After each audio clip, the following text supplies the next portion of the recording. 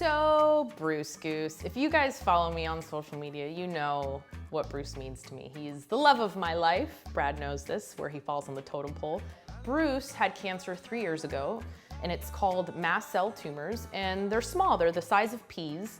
And because he's a short-haired dog, anything that comes up on his skin, I notice it right away.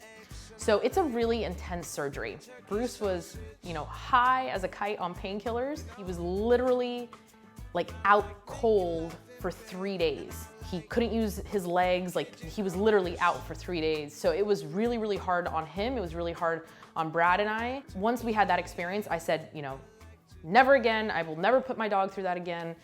And then here we are 3 years later in the same predicament. And it was mostly because I got 2 different consultations from 2 different doctors who said, look, this could possibly be grade 1 again. It's best to just cut it out and not let it sit there, because if it spreads, you won't know if he's in pain or not. And I'm like, I was literally back and forth with Brad for a week and a half. I'm like, I don't know what to do. I don't know if I want to put Bruce through surgery. After I spoke to the vet, I was like, look, I'm a little worried because of the medication that they gave him last time.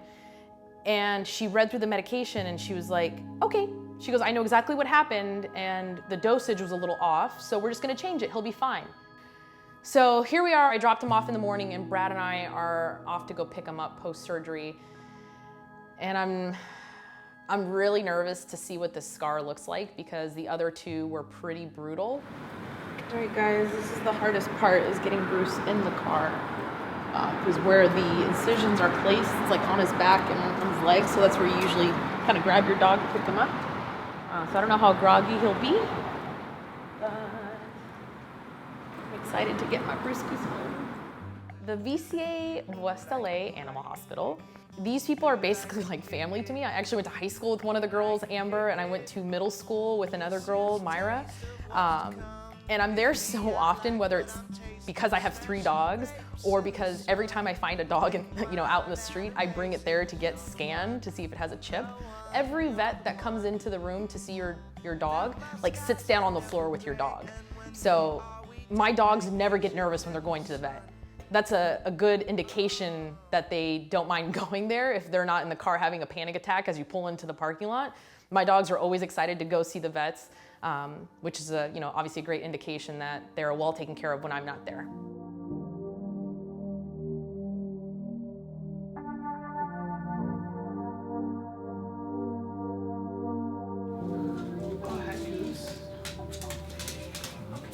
So the doctor will be in shortly. So obviously I don't have kids. But you always want to make sure that you're doing the right thing for your animals, and I'm hoping that I made the right decision with having Bruce, go through this surgery. When he came into the room and he's whimpering, it made me feel really shitty. I didn't make the right decision, but I know, in the end, it was for, his best interest, but it's always hard to see your animals, be in pain or be uncomfortable. He was excited to see Mama, but I could tell he was really out of it. So yeah, we removed the 2 masses that Dr. Raby saw. Okay. The reason why the incision looks so kind of gnarly is because with these mast cell tumors, kind of similar to the one in 2014, you need to get wide margins. Yeah. He's a very sweet guy. Thanks. It was great to hear that the surgery went, as planned. And that the one on the back of his leg was actually not a mast cell tumor. It was just, a little growth. But yeah, I'm just super happy that everything went, as smoothly as it could have gone.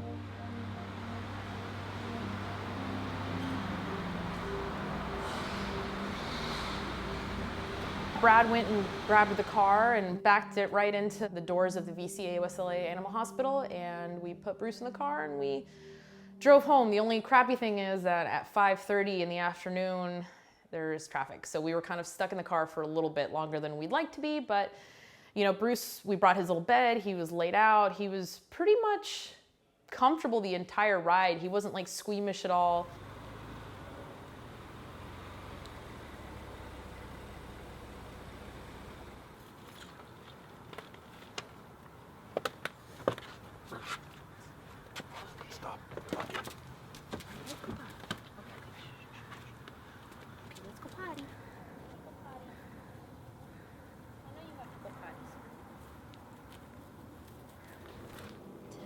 this on, but I'd like to make you some food. Baby, can you fix him his food?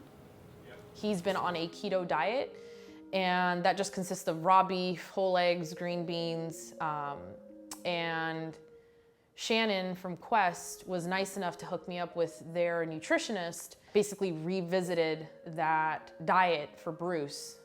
A little before his surgery, we kind of lowered down his protein just to attack the cancer from the inside out. So Shannon and Daniel Ortega, that's what they, live, breathe, and eat is keto. And research that's been showing the links of how great keto is for your body and how it fights cancer. I couldn't have asked for a better support team around me with the people at the VCA Animal Hospital, with Shannon, with Daniel Ortega. I mean, it's been, a really, really great support system to have when you're going through something like this.